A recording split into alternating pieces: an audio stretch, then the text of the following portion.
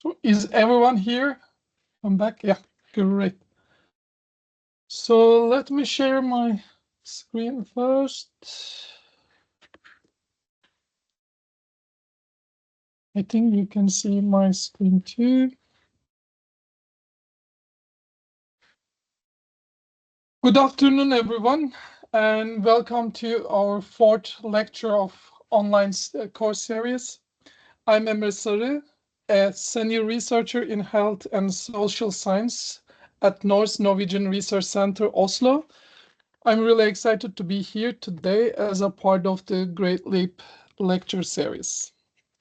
Before we dive into the details, let me quickly walk through the main themes we will cover today. In chapter 1, we will start with a brief introduction, then move on to the theoretical foundations. Here, we will briefly talk about different theories, and after that, we will look at historical case studies, and then there will be a Q&A session for this chapter. So please ask your questions here, and after that, we will have 10 minutes break. In chapter 2, we will start with multi-generational transmission mechanisms and conceptual frameworks, an example from Norway. And then I will briefly share my thoughts on future directions of this topic. At the final stage, there will be again the second Q&A session for this lecture. And let me start with a brief introduction to intergenerational transmission. Recent studies have begun to underscore the importance of the intergenerational transmission of health and health behaviors, highlighting how our early life can significantly influence our health in later years. As a result of these studies, we have begun to understand that parental health and behavior play a role in health of their offspring. And also at the same time, someone is accepting the participants, I hope. Yeah. So as a result of these studies, we have begun to understand that parental health and behavior play a role in the health of their offspring. However, the exact process and mechanisms behind this transmission still need more attention. And the question is, why does intergenerational health matter today? As all you know, I assume, health isn't just about the choices we make as individuals. It can be shaped by what earlier generations experienced, from socioeconomic conditions to major health crises. This Atchison 1998 diagram illustrates the layers of health influences.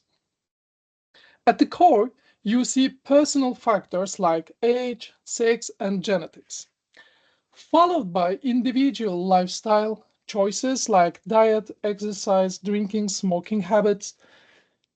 The next layer shows social networks such as family and friends, which influence health behaviors and provide support. And also these networks, especially the family, play a key role in transmitting health behaviors across generations. Further out, we see broader social conditions like work and education, which shape health opportunities and are often passed down within the families. And the top layer is made up of larger socioeconomic and environmental factors. And these factors can affect all other layers. And it shows that health is affected by society as a whole, not just by what individuals do. Recent events like COVID-19 pandemic and economic downturns have shown how health issues persist across generations, and these crises have highlighted that health risks and the sources to manage them are not equally distributed. And the conditions experienced today can have lasting effects on our children and even our grandchildren. So here we are talking about our descendants, future generations especially. And despite the wealth of existing research, we still have gaps in understanding how health is passed from one generation to the next. And One particular under-researched area is the effect of grandparents' health on their grandchildren, and it's mostly studied on parents and child. And to address this current research gap, I share in this editorial that while we begun to recognize the role of grandparents in influencing grandchildren's health, and the exact mechanisms still remain unknown. Okay, but why do we need to study intergenerational transmission of health? After this brief introduction, is there anyone who wants to help me find an answer to this? You can directly jump in and share your thoughts. I can't follow the chat, by the way. Okay, there is a huge silence. I'm continuing. First, health isn't just about our personal choices or individual environment. This is the one thing. But we know that it's shaped by experiences from previous generations. So studying these patterns help us understand why some health inequalities seem to last over time. So the major events such, like I said, pandemics or economic crisis don't only affect who experience them directly, and also their impact can vary over the children, the grandchildren, and the society as a whole. And we know that health transmission works in two ways: biologically, through genetic and epigenetic, and socially, through family behaviors or cultural norms. Recognizing these pathways help us target public health efforts better. Ultimately, by understanding how health issues are passed down, we can create policies that that not just help individuals, but also benefit future generations. And the idea is here to multi-generational impacts is what makes this area so important. And now let's dive into the classic debate of nature versus nurture and how both shape health across generations. Nature, as all we can guess, involves genetic predispositions we inherit from our parents. For example, a family history of heart disease or diabetes could mean that descendants have a higher risk, genetic risk for these adverse health conditions. And these two iconic covers from Nature and the Science in February 15, 2001 and 16, 2001 mark a milestone in genetics, the mapping of the human genome. The Human Genome Project gave us unprecedented insight into how our genetic blueprint, the nature side of the equation, shapes our health risk and traits. While it's a powerful tool for understanding hereditary influences, it also opened up a question about how much our environment and lifestyle interact with these genetic foundations. And as you can imagine or guess, however, the novel, some other researchers challenges the idea that genes are fixed blueprint for life. So we know that with many other studies, like the Nobel says here in 2014, 24th publication, which is very recent, he suggests instead that genes operate within a dynamic system. So he argues that while the Human Genome Project provided essential insights, it oversimplified the role of genes by ignoring how environments influence these gene expressions. So traits like health and disease emerge not from genes alone, but also through the complex interaction with the environmental factors. And it reflects a more holistic view where nurture deeply influenced nature. And nurture is another powerful factor here. It includes all environmental influences factors, from the family's socioeconomic status to cultural habits and behaviors. A family's lifestyle, like diet or exercise habits, can strongly impact health patterns that children adopt and carry forward to the next generations.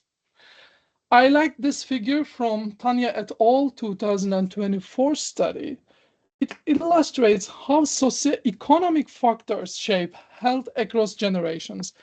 It highlights the nurture side of the health transmission. At the top, structural drivers like education, job security, and income can influence the available resource to the families.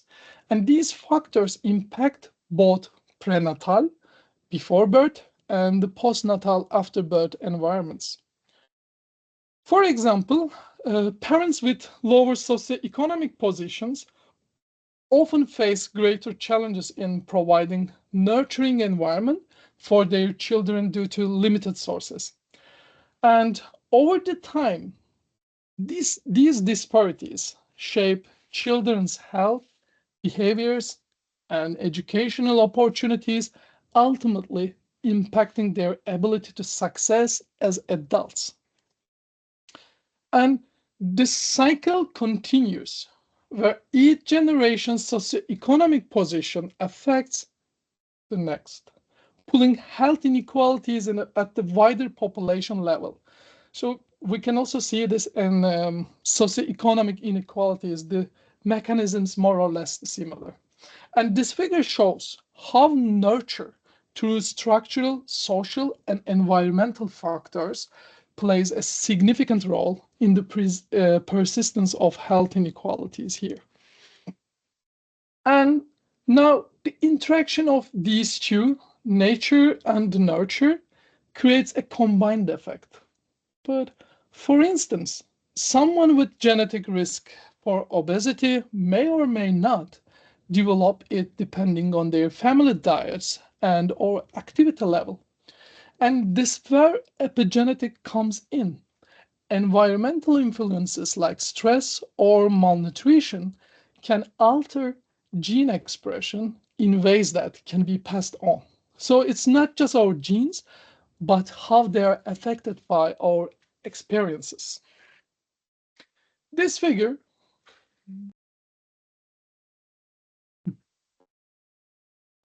from Hansen 2009 study, it highlights how both genetics and environment work together in shaping health risks, like in the study, cardiovascular disease across generations.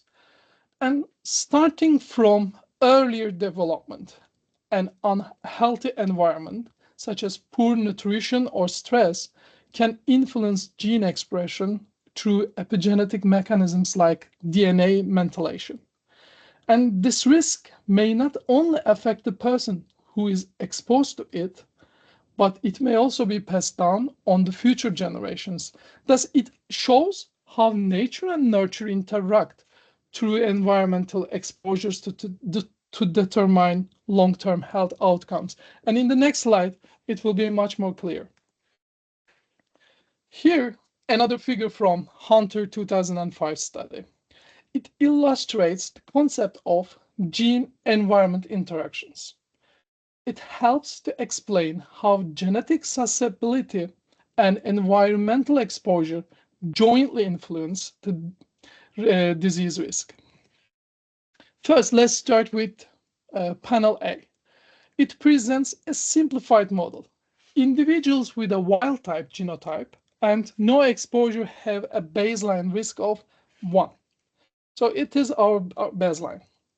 And those with genetic susceptibility, the variants here, you can see in the C, and environmental exposure have a significantly decreased the relative risks. And this model emphasizes that inherited susceptibility in combination with environmental factors can lead to higher disease risk than either factor alone. And in the second, the panel B, expands on this by incorporating varying level of environmental exposures. And there is a three levels here: low, medium, and high. And it shows that genetically susceptible individuals might have heightened disease risk even at lower levels of exposure. But it also demonstrates the interaction between genes and environment. It's not just additive, but often it can be multiplicative factor. It means that risk factors together with amplified disease likelihood more than either the factor independently. And overall, this model helps us understand why some individuals develop certain diseases while others do not, despite similar environmental exposure. This is just one example, but it highlights the complex interplay of nature and nurture in health outcomes. Now, in addition to genetic inheritance and epigenetic, so I want to bring you to our familiar territory, the social sciences. Here I will cover the main theories in social sciences that help us understand how health is transmitted across generations.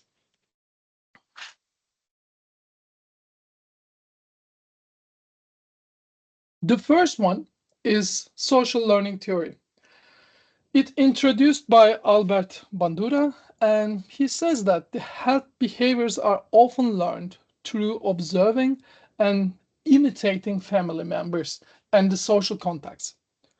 For instance, children who see their parents smoking or engaging dietary habits may be more likely to adopt these behaviors and creating patterns that can continue across generations.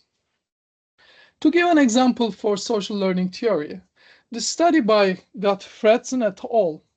Investigates how parental engagement affects the association with adolescents adopting smoking behaviors.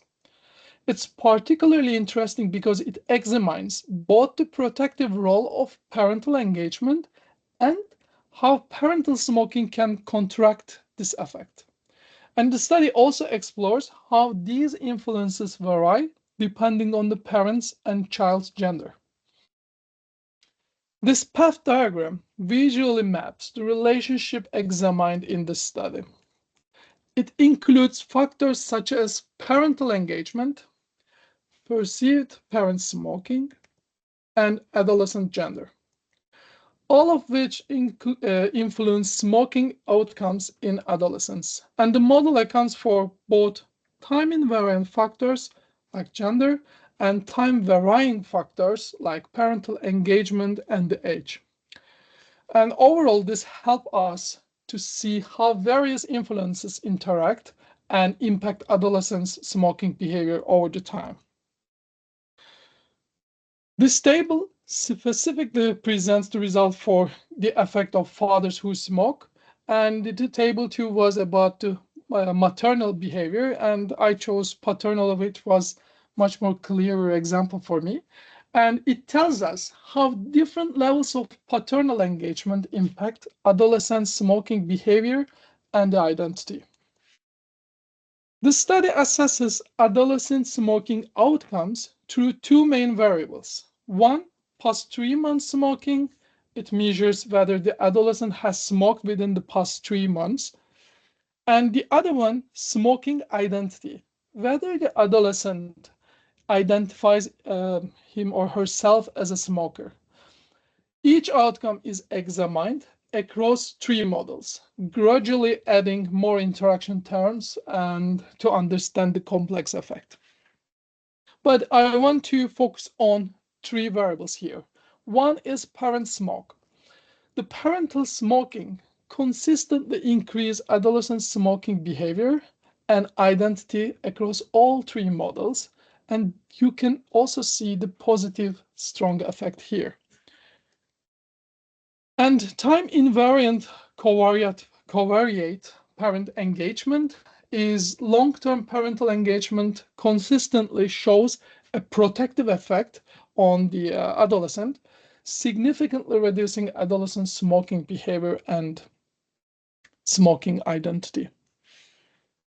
On the other hand, also, time-varying covariate parent engagement is a short-term or situational engagement, also reduces the smoking behavior and identity.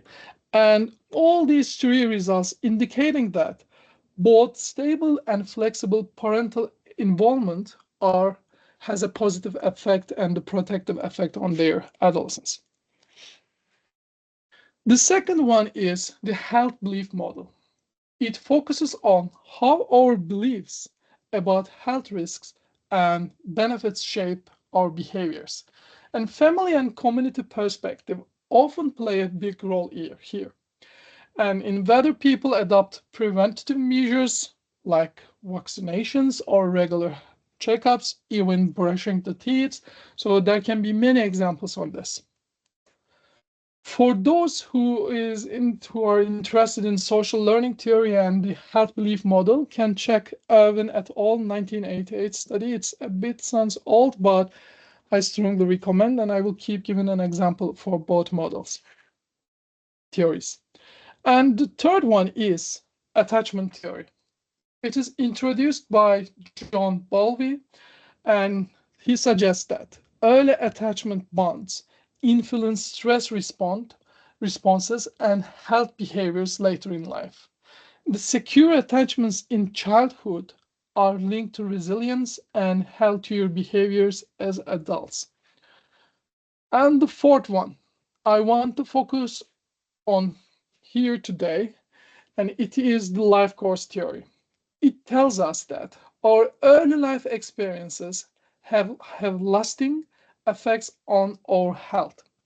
And poor nutrition or high stress in early childhood, for instance, can increase the risk of health issues in adulthood.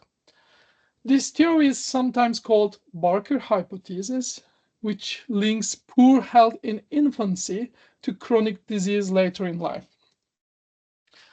Mishra et al.'s review is an informative paper to look deeper in this theory.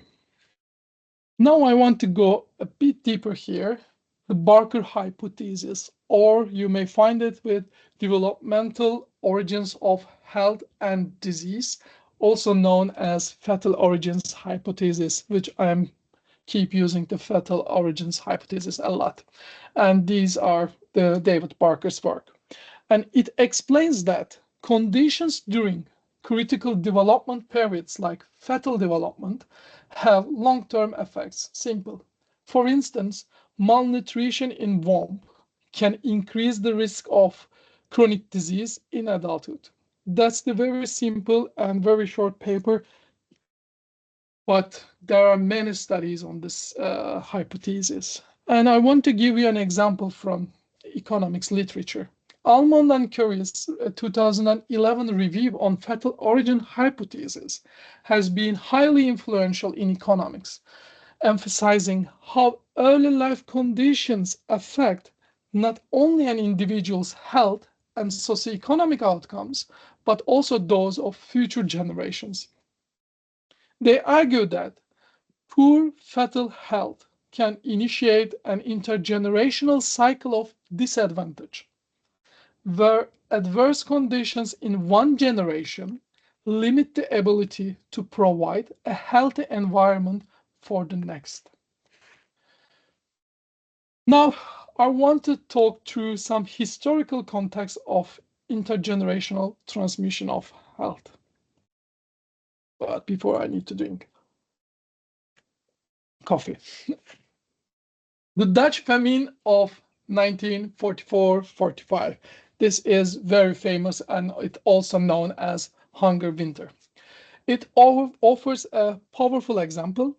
Individuals exposed to a famine in utero have shown higher risks of obesity, diabetes, and heart disease in later life. Like I said, there are many studies on hunger winter, so I wanted to give an example from another famine in the Netherlands. Lindeboom et al.'s study on the Dutch potato famine of 1846 and 1847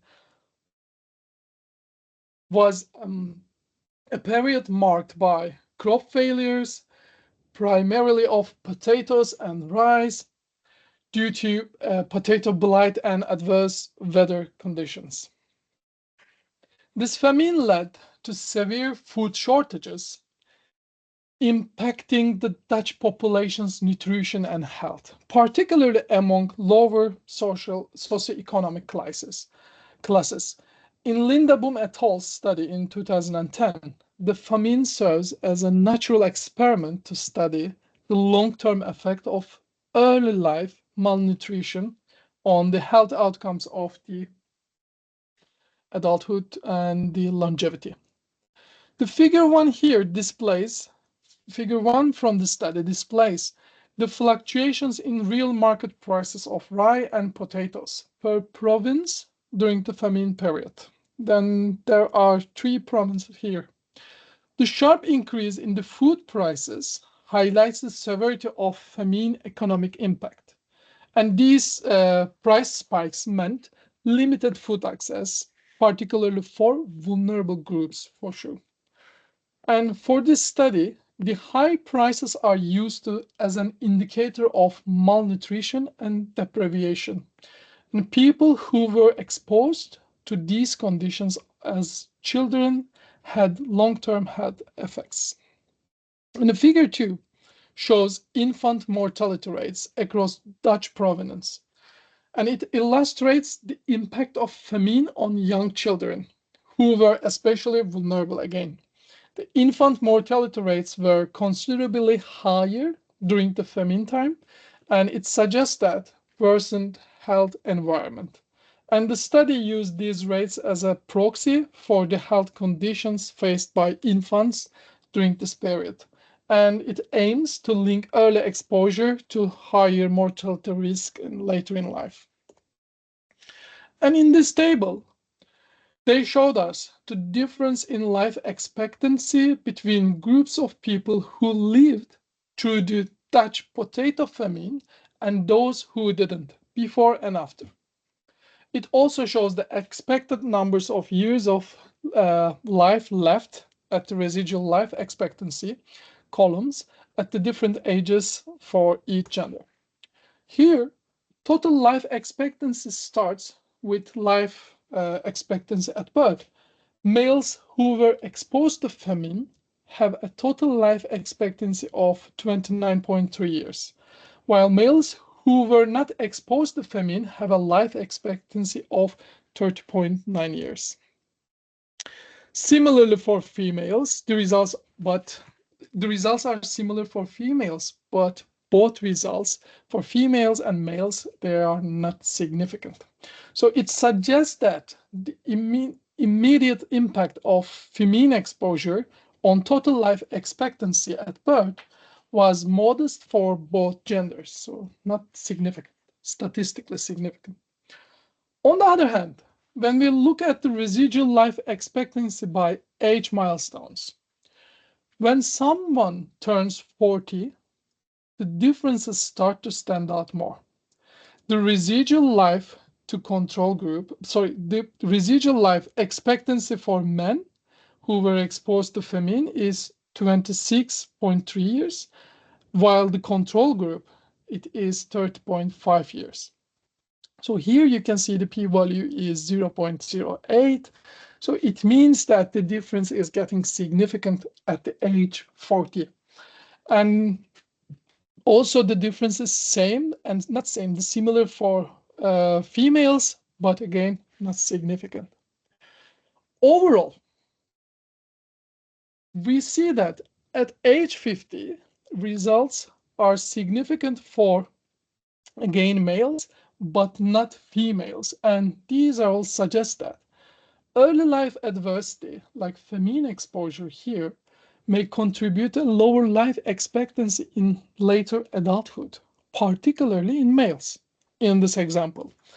And it likely due to the long-term health consequences here. And similarly, the 1980 influenza pandemic had long-term health impacts. Research by Almond 2006 shows that children born to mothers infected during pandemic faced higher rates of heart disease and cognitive impairments.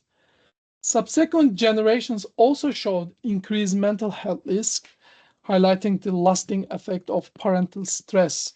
And it also highlights the adverse effect of this influenza pandemic for more generations, not the current one. So as an example here, Lin and Liu, which uses 1918 influenza pandemic in Taiwan as a natural experiment. This study explores whether in utero exposure to influenza virus had lasting effects on physical and cognitive development. It based on fetal origin hypothesis. They focused this study on the fetal origin hypothesis perspective. And they compared children born during the pandemic with those born just before and after, looking specifically at outcomes like physical growth and educational attainment. Here, now let's look at figure 4 from the same paper.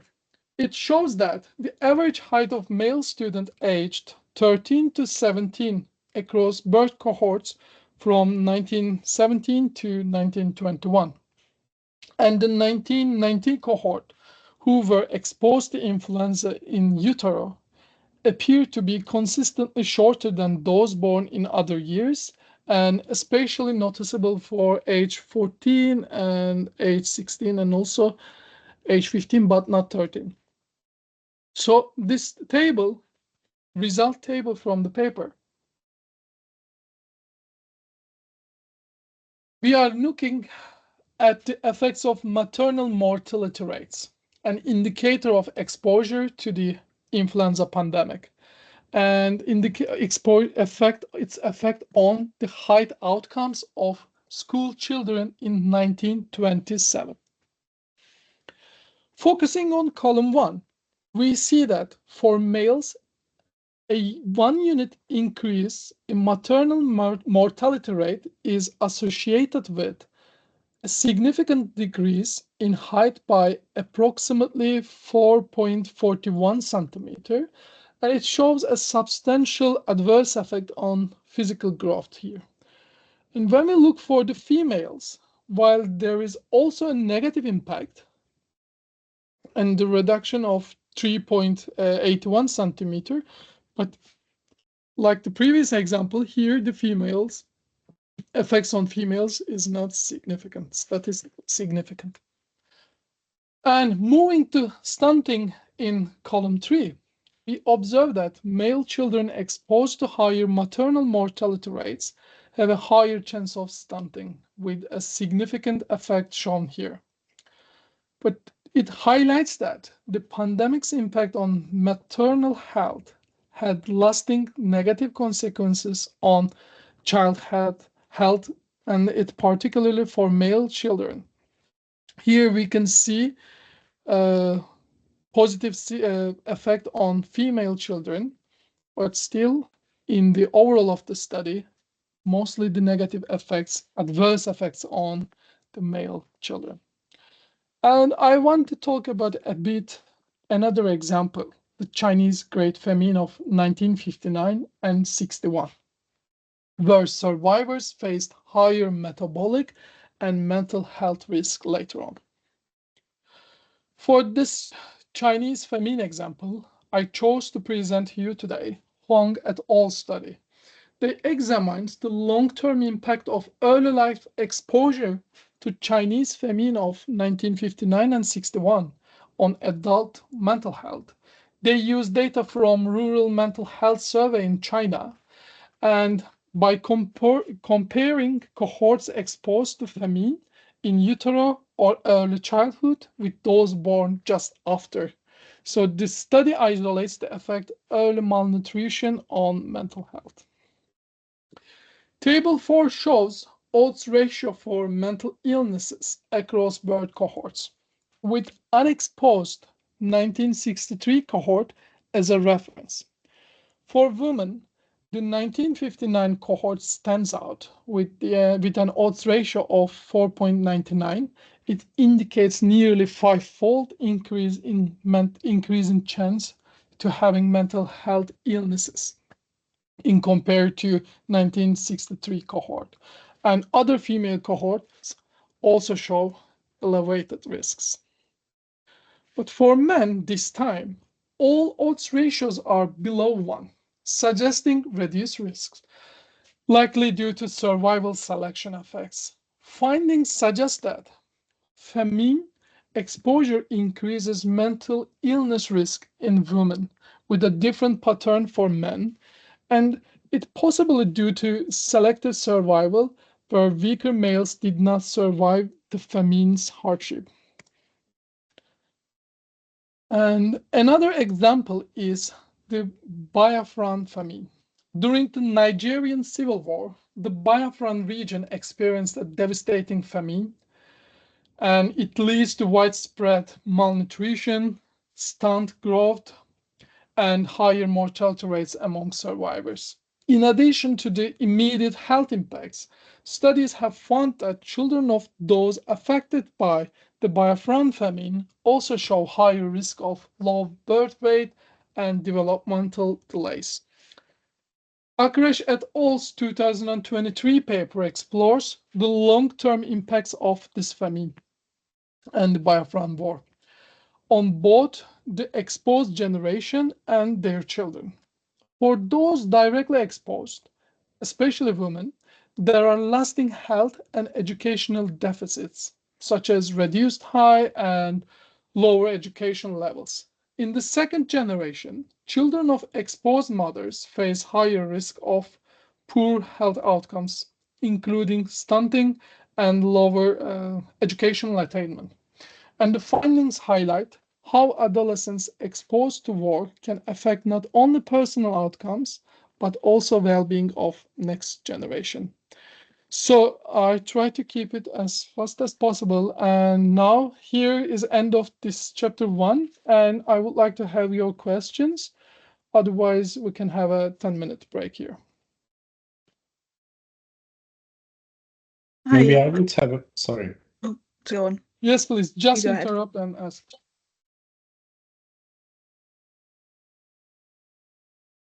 So who is first? Sorry. Yeah, be the first. I'm not able to follow everyone, so just interrupt and ask without waiting there. Okay, so when you showed that smoking is partly transmitted by parents or smoking parents make it, so I didn't see among the control variables any kind of life satisfaction or so, although I feel that it can be an important contributor, and maybe life satisfaction is what is transmitted, and smoking is a solution for that. I agree. You quote the really good point. And in these papers, in the first chapter, I just wanted to highlight the interesting parts. In the second chapter, I will discuss more on the smoking behavior. And I will present one paper in detail. But I agree with you. We need to control other life satisfactory related variables too. But here, as an economist, I have some. I know that I need to be cautious to choose the control variables. And when we choose the socioeconomic related variables like income or education, sometimes we are already controlling this. So there is a line between being in the over control bias or not. But if we have a chance and if we have the data that we can control for life satisfaction, I think it would be fantastic to see. And I don't remember that if there is any study to check it, but I know some data available for that to check if it's still publicly available. But yeah, it can be interesting. I agree with you. Any questions and comments? I'll have a question, please. Yes, please. So I get it's not really something I suppose we could answer immediately, but just something to think about. So now that we kind of have established that it's not just like a personal responsibility or even in like one generation. It actually goes back to your grandparents and ancestors.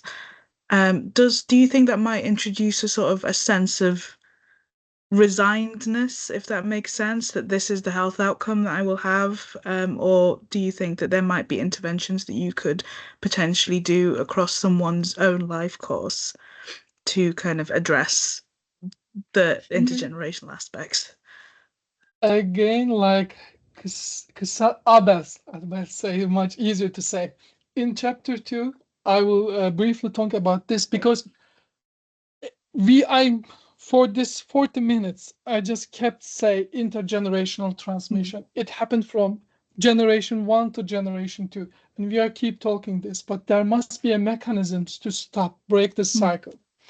And to find the real mechanism that we can break the cycle, in economics literature, I am an economist, so I'm not 100% or even in economics, but there might be some studies, but in economics, we are trying to find the causal ways, causal inference to stop this.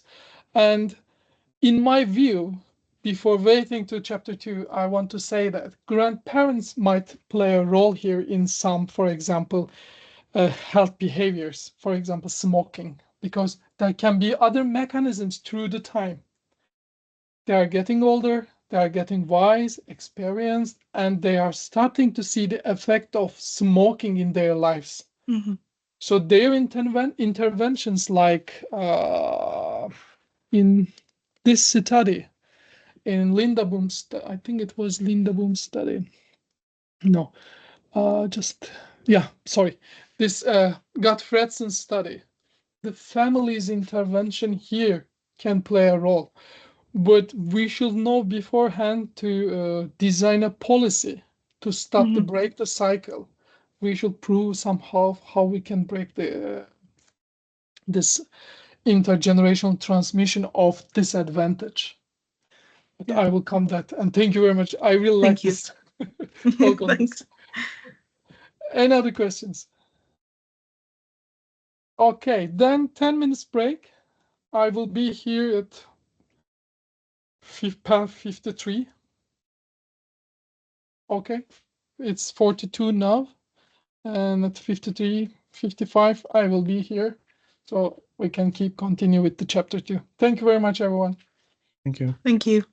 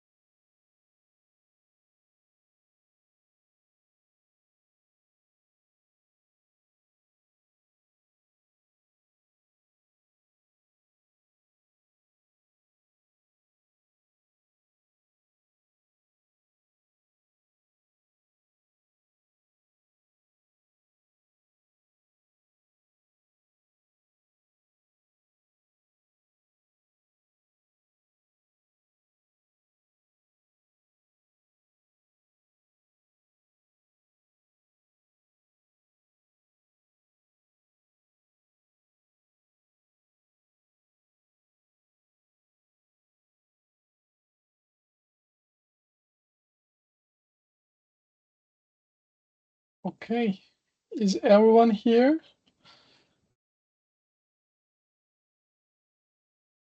Yes. Yeah. Sorry. Great, guys.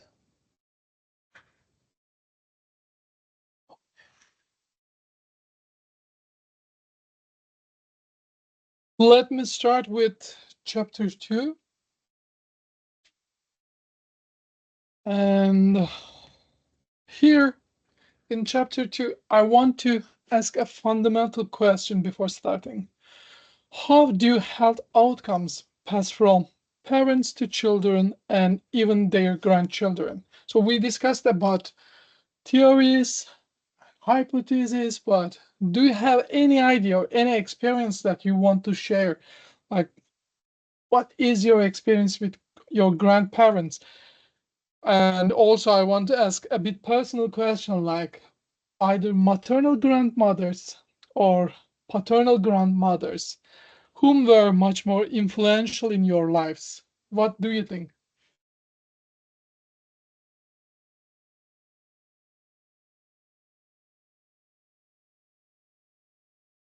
Okay, let me continue. Like the determinants of health, the transmission of health also is not just biological, it's also deeply connected to socioeconomic factors. And over the years, researchers have investigated the patterns of health outcomes passed down through generations. And their findings often revolve around two key aspects: longevity, meaning how long people live, and anthropometric outcomes, which are physical measurements revealing health status. And these outcomes offer us a glimpse into inheritance of health passed from one generation to next. When we talk about generational transmission of health, it is necessary to understand how health passes from generation to generation. Essentially, we are looking at two main ways here. First one is intergenerational transmission, where health impacts move directly from one generation to the next. And for visual interpretation of this intergenerational transmission, imagine if a grandparent, let's say G1, smoked, influencing parent G2, which then affects our behavior in grandchild G3. This transmission effect across generations, we can call it indirect effect during this presentation. And here G2 acts as a bridge between grandparents and grandchild, so G1 and G3. Secondly, transgenerational transmission is another mechanism that denotes the health effects that bypass at least one generation. So continuing with our example, consider this. If our grandmother's smoking in G1 impacts us in G3 without involving G2, it's a leap over a generation. And this direct influence from our grandmother or grandparent is, we can call it, transgenerational effect. And in epidemiology literature and biology, it's a bit tricky to talk on the transgenerational effect, but let's stick with this definition for this presentation. Lastly, it is essential to grasp the concept of multi-generational transmission. So here we are talking more than two generations. Think of it as a comprehensive view, capturing health impacts across generations. It's not about skipping any generation, but an umbrella term covering both transgeneration and intergenerational effects. From this slide till end, I want to present three studies from my PhD thesis. So with you to build up a conceptual framework on intergenerational transmission through centuries. And also maybe I will try to answer this breaking the cycle. And on the cover page, she's my maternal grandmother. And this figure maps out the framework of these three papers in my thesis. Right y-axis shows life expectancy. The x-axis shows the birth year we studied.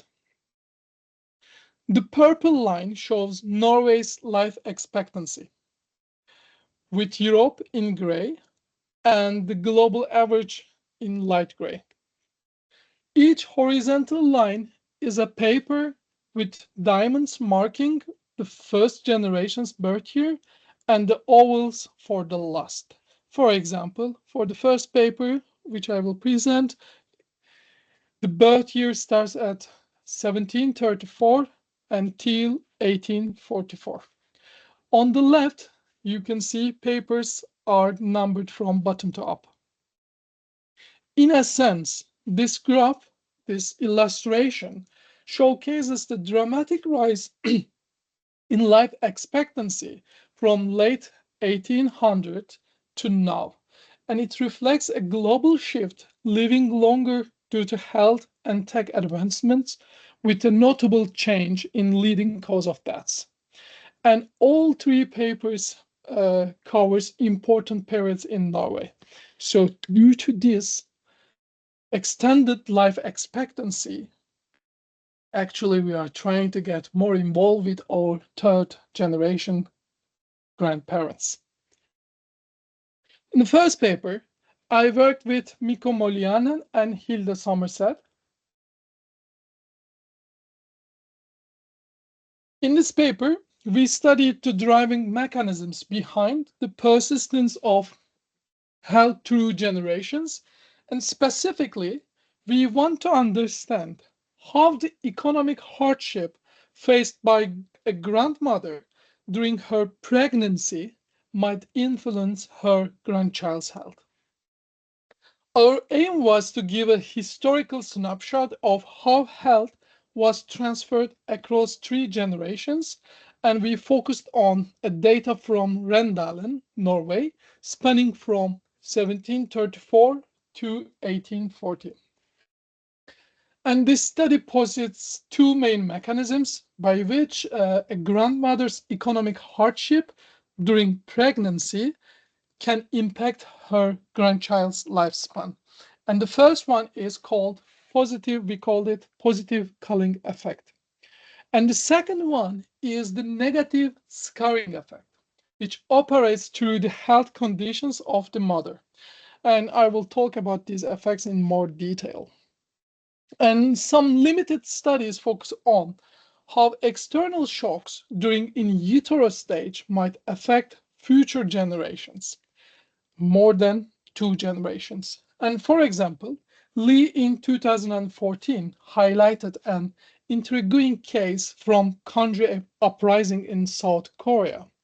Here, Lee shows that the stress experienced by women had an adverse effect, causing their grandchildren to have lower birth weights. In another example, Cook et al. In 2019 study, the aftermath of the 1980 influenza pandemic. They find that if grandmothers experience this pandemic during pregnancy, it negatively affected their grandchildren's academic performance.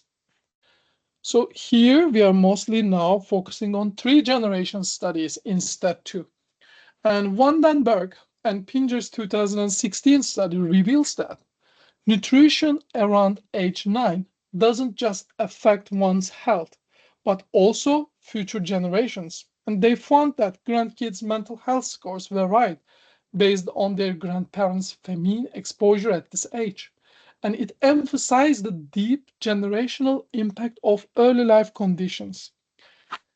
In this study, we obtained the data set from Norwegian Historical Data Center and created linking the censuses between 1801 and 1910.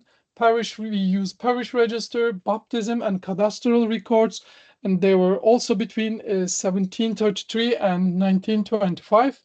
And as a result, we had 3 generation linked data set that includes 798 children with parents and, grandparents. And Randalen is a municipality near Sweden's southern border, and it has scattered settlement pattern in peripheral area. And the primary sources of income are agriculture and logging. Also, they were more self-sufficient when it comes to grain storage compared to other seaside settlements. And this situation helped them to protect themselves from the direct and robust effect of business cycles. Okay, but what is the economic hardship we talk about in this study? To define economic hardship over the period under examination here, we use the annual inflation rates from Gritten's 2018 study. And Gritten characterizes the period between 1700 and 1820 as an economically turbulent period. In our study, instead of fixed cutoffs, we focused on inflation rates outside the interquartile range. Specifically, we defined economic hardship in Norway as times when inflation went above 6.9% or dropped below minus 3.4%, so deflation, which was also in line with Coinstant in 2005 study. Finally, I'm not going to go into method too detailed, but in our mediation analysis, we explored the layered influence across 3 generations, and the indirect effect here illustrates the pathways from grandmother's economic hardships during pregnancy to her grandchild's health, and mediated by the mother's health. And the health here is measured by life length. And meanwhile, the direct effect captures the immediate impact of grandmother's economic hardships on the grandchild's health. We have done same analysis for lower and higher social classes separately. And we used his class scheme to divide our sample group into 2 main categories, lower and higher grandparental social classes. The lower grandparental social class included mainly lower skilled and unskilled farm workers and cotters and lodgers. The rest, the farmer grandparents who owned land and other members of upper social class, are classified here. And the mediation analysis revealed a positive culling effect in lower social class. Grandchildren in lower social class, whose mothers were born in economically difficult times, had an average lifespan 10.2 years longer compared to those born in economically better off years. Not having significant results for A path and B path here, but finding a significant result on the C prime path, it supports the culling effect, where impact of economic hardship during grandmother's pregnancy, and it shows that it skipped the mother's generation. When we shift our focus to higher social class, we see different results. Economic hardship during the grandmother's pregnancy appears to negatively impact the grandchild's health through mother's health, and with the decrease in lifespan. Overall, these results highlighted the transgenerational culling effect of economic hardship in utero for lower social class, and the intergenerational scarring effect for the higher social class. If you have questions on this, you can ask, or you can ask at the end of the presentation, and I can go more deeper in it. I see there is something in chat. Maternal. Okay. Thank you, Udav. Now I saw your answer. In the second study, I worked with Mikko Malianen and Martin Limdabom. Mikko, he was my supervisor during my PhD. And in this study, we investigate the multi-generational transmission of health behaviors. Specifically, we focused on smoking within the Norwegian context. Existing literature establishes the correlation between parental and offspring smoking behavior, but the comprehensive evidence to discern whether smoking behavior is directly transferred from grandparents to offspring or and grandparents to grandchildren, or indirectly via parental smoking is still lacking. So our primary focus is to explore if there is a link between tobacco smoking behavior across generations. Specifically, we were curious to see if maternal or paternal grandparents influence their grandchildren's smoking behavior in distinct ways.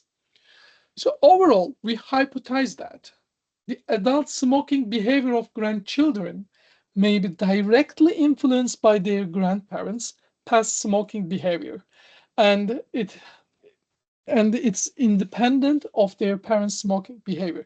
But when I say the smoking behavior in this study, I'm talking about smoking behavior during upbringing their child. So, for example, G1, when they were smoking, they were raising their kids. Their kids is G2, so parent of G3.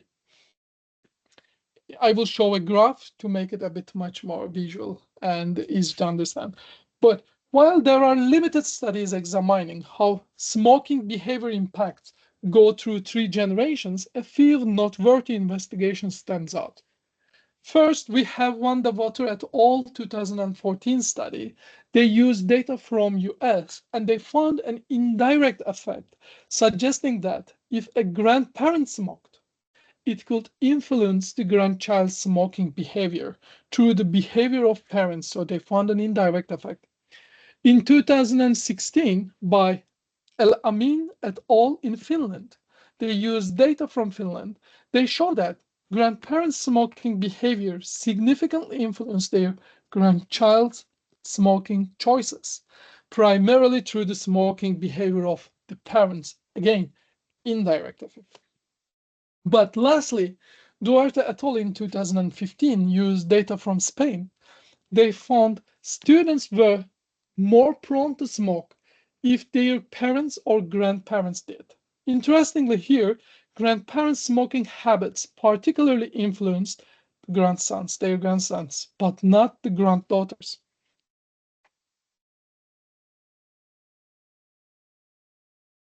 A significant portion of the related literature examines here the indirect effects and the parent-child transmission.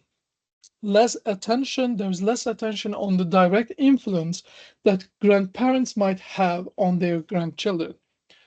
Our research here deeply rooted in social learning theory and health behavior models.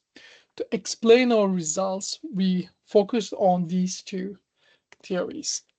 And we used unique data set from Tromsø, and it included 3 generations of families who resides in Tromsø. And the Tromsø study was conducted over a span of 42 years in 7 waves. For those who doesn't know where Tromsø is, I wanted to show on the map. It is in the high north Arctic area. As a result, this study has accumulated an extensive set of health-related data from adults, like I said, residing in Tromsø. For our research, we established family linkages within the vast database for the first time ever. And let's quickly grasp again the study structure. In this figure, we have mapped out 3 generations. I will keep say for G1, they are always our grandparents in all these 3 studies. And we divided them into maternal and paternal lineages. And G2 in the middle, representing parents, and G3 on the right, their children. And lastly, we analyzed 2 sub-data sets for each lineages. Following the methodology I laid out in the first paper, we have similarly applied it here to measure both indirect and total effects of grandparents smoking on their grandchildren's smoking behavior. And here I will also talk about the breaking the cycle at the end. And with this figure, I want to present the most important results and show possible mechanisms of multigenerational transmission for both maternal and paternal lineages. Panel A, maternal, and panel B, paternal grandparents and lineages. And both panels show significant effects from parent to child, G1 to G2, G2 to G3 smoking behavior. It is completely in line with the current literature.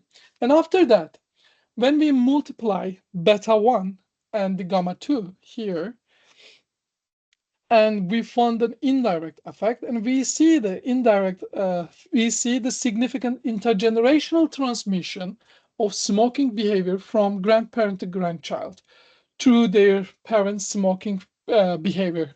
It is irrelevant from the lineages. Both maternal and paternal grandparents has an effect on smoking behavior on their grandchildren. However, once we focus on the direct effect, the story changes.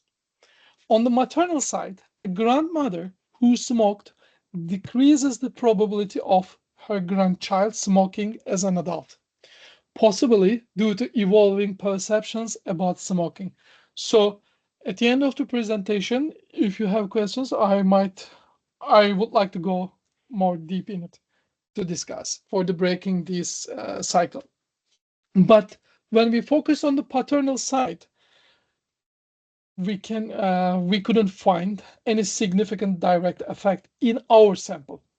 In both lineages, the parent smoking behavior influenced the G3 behavior. Furthermore, the total effect paints a distinct narrative. On the maternal side, despite the positive indirect effect, the aggregate influence is negative, suggesting an alternative direct mechanisms between G1 and G3.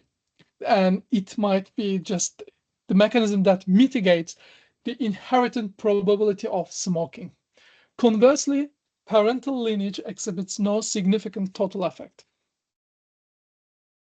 And the last study. Again, in this study, I collaborated with Mikko Malianen and Martin Lindeboom. And in this study, we explore how child neglect. This time we focused on mental health.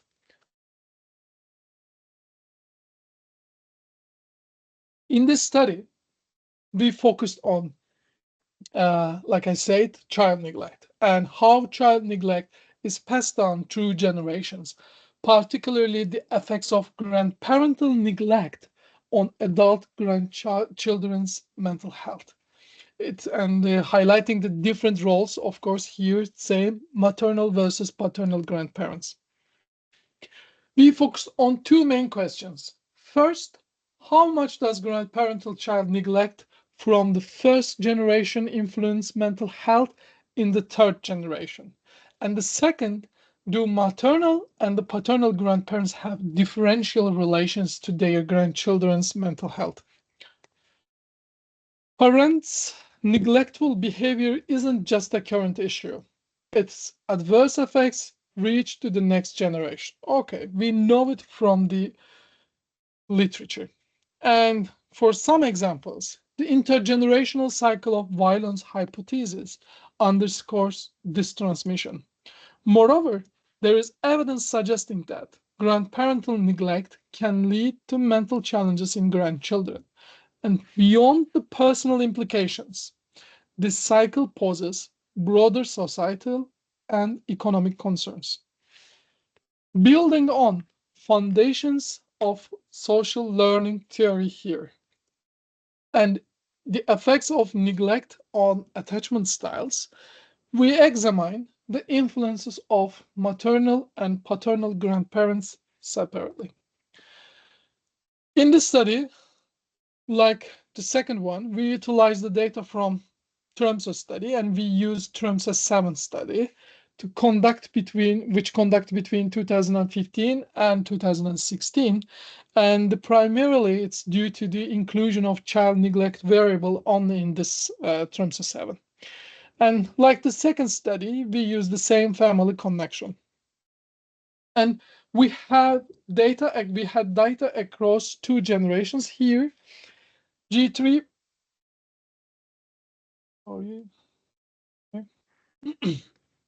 So we had the data across two generations, like I said here, and generation 3 represents adult grandchildren who are over age 40.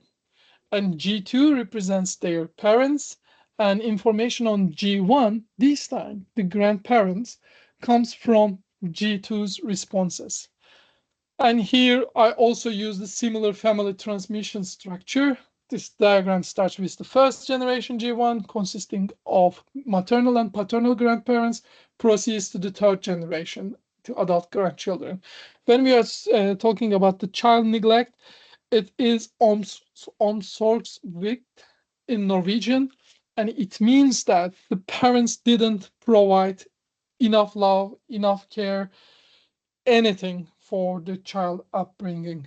But okay, in the paper it's very detailed, but I want to say that this is very, very serious in Norway, and even during this time period in the study, it was legally forbidden. So like if you neglect your child, they can take away from you. In some countries and in some cultures, they might have some other, I don't know, implications or severity levels.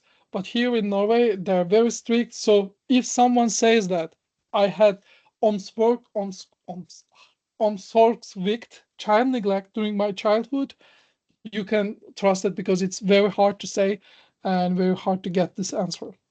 So here in figure 2 from that paper, it illustrates our structural equation model. The model shows both direct effect from G1 neglect to G3 and indirect mediated effect through G2 to the parents. And this framework helps us to test if parental neglect mediates and compounds the effect of grandparental neglect across generations. So we run this analysis simultaneously, so parental and maternal neglect together. We check it, not like the smoking paper. In table 4, as an example table from this study, it presents the effect of child neglect from grandparents and the parents on the mental health of the third generation. And I forgot to say that here in mental health, when we are saying that, we are talking about the depression of the third generation. And it's self-declared. And here G2 neglect, according to results, the G2 child neglect shows a strong positive association with poorer mental health outcomes for G3 across all models. And it suggests that significant impact of direct parental neglect. Again, nothing new. This is in line with the literature. However, neglect from G1 grandparents, both maternal and paternal, does not have a statistically significant direct effect on G3 mental health. This is in line again, but I couldn't find many studies to check whether this is perfectly in line or not. But let's assume that it's in line. But here I want to focus, and here is notably the interaction between maternal G1 neglect and G2 neglect is significant. And this interaction between G1 and G2, it indicates that the adverse effect of maternal G1 neglect on G3's mental health is amplified when G2 also experiences similar neglect. So it carries on through the generations. And this compounding effect is not observed for paternal G1 neglect. Overall, these results suggest differentiated impact where maternal lineage neglect has a stronger cumulative influence on grandchildren's mental health outcomes. Figure 3 here shows the significant indirect maternal G1 neglect through G2 with a value of 0.032. It suggests that neglect in maternal lineage has a cumulative negative influence on, negative here is not statistically, but in a mental health wise, adverse influence on G3's mental health. And in contrast, paternal G1 neglect does not show a statistically significant indirect effect in the sample. And in very short, this figure emphasizes the intergenerational transmission of neglect and its differential impact based on the maternal and paternal lineages. Once we are reaching to the end, finally, I want to share some thoughts. The future research direction and the key discussion points in the field of intergenerational health transmission, it's moving forward. And one area of focus is the expansion of longitudinal studies, and I believe they can better capture the nuances of health transmission across generations. But it is very hard to find high quality data in that sense. And another promising avenue is the use of novel methodologies for analyzing health inequalities, which can provide valuable insight into disparities at a regional or national level. And in terms of future research, we see significant potential in studying the epigenetic effects of large-scale events like famines or pandemics. And recently, as all you know, we had unfortunate COVID-19 pandemics. So there are many things going on the earth, unfortunately. And additionally here, using tools like spatial visualization and machine learning, they can help to revolutionize on our approach to understand health inequalities. We can add more. So the other techniques in epigenetics, GWAS and others, Mendelian randomization. So we can do more. However, we face challenges such as limited historical data here, limited historical data and to access in some regions and the complexity of distangling different influences on health. Addressing these requires collaborative efforts across disciplines, and I think greatly project in the cost action perfectly targets here. And these research findings overall, through this lecture we talk, they have meaningful implication for, I believe, for public policy. By linking historical data with the current health policies and the current health data sets or current health surveys, we aim to develop strategies that reduce health disparities and improve health outcomes across populations and through generations. I believe how to break this cycle of intergenerational transmission of adverse health or social inequalities or any adverse effect on our future. It's very important, and we have to better understand from today, and we have to find the way of breaking the cycle to at least mitigate their adverse effect for future generations. And before finalize my presentation, I want to share a couple of papers with you for those who might be interested in this topic to go for in much deeper. I recommend you to read those influential papers. And the paper Parental Investment, Past, Present, and Future from Cole and Hartwig, it is a very good source for theories, and I strongly recommend to read this paper. And this paper also again from Cook et al, and I also use it during my presentation. And that paper, some methodological problems in the study of multigenerational mobility from Bran.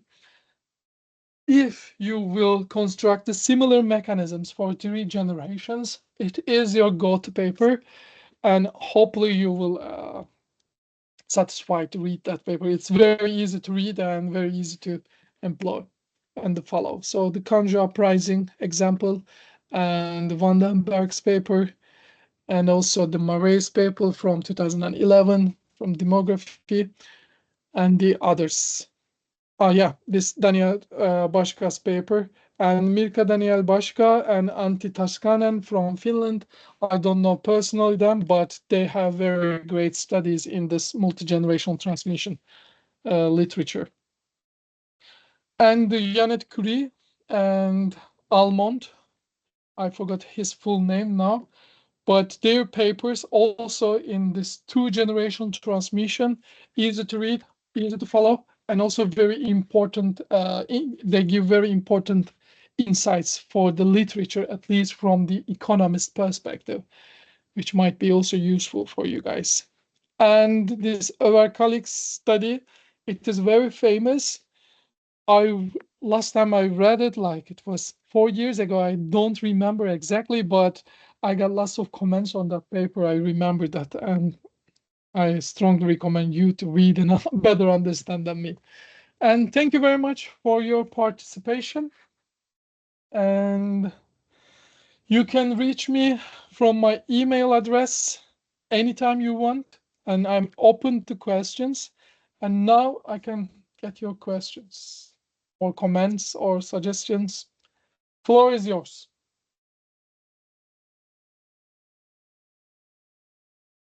I just wanted to say thank you for the presentation. I found it really engaging, and you answered my previous questions from the part 1, so thank you for that. Thank you. Eman, also I want to say, because I spent my last 5 years to study on this topic, and I'm hoping to spend my whole life to focus on this multi-generational perspective. It's very interesting for me to breaking the cycle. In the smoking paper, when we see this negative effect from grandparents, maternal grandparents to grandchild, it gave us an idea that, okay, the grandparents, they were smoking during upraising their child. So they were young, they were inexperienced, and at their time, smoking was the cool thing. Yeah. We are talking about 1960s, 1950s, right after the World War II. And then they, let's say G2, take over the behavior from them and did the same thing because it was allowed and normal thing smoking at home, but during upraising your child.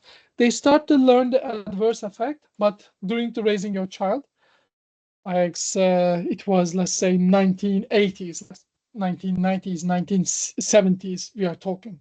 So they replicate the behavior. So this indirect transmission, like the literature, it wasn't surprising. But finding this negative direct effect, there might be something between grandparents and grandchild. Maybe grandchild saw the adverse effect of smoking from their grandparents. The time change, like Abel said, life satisfaction could be the factor here, but also they got lots of interventions for not to smoke. During that time, it might be also affected, but maybe they contacted with their grandparents during the holidays, during Christmas time, or just a phone call. But all those engagements, like one of you said, Udhav said, maternal grandmothers from my previous question. So these kind of emotional touch based on, for example, the attachment theory and based on social learning theory, they might help us to break the cycle, to use the grandparents effectively to teach the next generations, taking advantage from their experiences. I just wanted to open this up. Yeah. Thank you very much for Thank the you. question. Any other question, guys? And Vera, I lost sound for a bit earlier, so maybe you already covered this, but you showed experiments where effects on the grandchildren had skipped the mother. Yes. Why did the effects of the environmental stress factors during grandmothers? Super question. I was hoping to have this. Vera, thank you very much. And let me turn back to this example. Oh, wait a second. Not this. Yes, this example, you can still see my screen, and it is from the first paper from Rendell and Stadivera. And here, I can highlight with laser pointer. Yeah, we see a total negative effect through the generations. Let me describe you in a theatrical way. You are a grandmother, and you were pregnant to your daughter. Again, there is no male factor here. You were pregnant to your daughter, and there were economic shocks. Forget about the inflation or any other factors. Economic shocks. The circumstances were very bad for everyone in your village. And then you gave a birth to your daughter, and your daughter gave a birth to your grandchild. Your grandchild can be male or female, doesn't matter in that case. So it means that if you cover up these 3 generations, you were able to, your genes were able to transfer through 3 generations, and everything, environmental factors or your social behaviors kept moving for 3 generations after. But the negative results here, and I think, just a second, no, it wasn't here, it was smoking paper. Wait a second.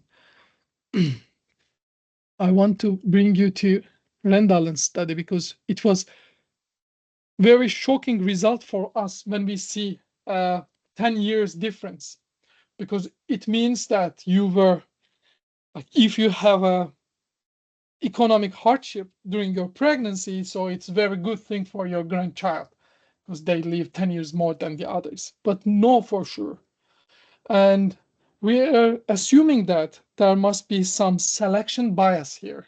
Either your daughter, you gave a birth to your daughter, but your daughter couldn't give a birth for the 3rd generation, 2 generations after you. The generation might skip there. And also, your daughter might not survive until to give a birth to your grandchild. So at some place, there is a selection problem here, because giving a birth at a time, yes, you were in my data because you gave a birth, but I cannot follow here. So we might lose your child at some place. And also here, the survived ones, probably they were the strongest ones. So that's why we see 10 years in compared to people who doesn't experience economic hardship in the lower social class. So you should compare the results within the social and lower social classes. But when we come to the higher social class, it means that they had a chance to give a birth, and so the 3 generation was completed. But if you experience the economic hardship, like the others, other studies in the literature, which I presented in chapter 1, so now we start to see the negative effect because you already survived. I hope I managed to answer. If somewhere is not clear, ask again and I will try. Any other questions? No. And okay, if there is no other question, thank you very much, all. I hope. Thank you, Vera. I saw your message now. And thank you very much. I hope you enjoyed. And please do not forget, we will have the 5th and 6th lecture soon. I don't exactly remember the exact days, but they will be also at the same time. But this time it will be on Zoom, not in Teams. So thank you. Have a nice weekend now. Thank you. Bye-bye. Bye.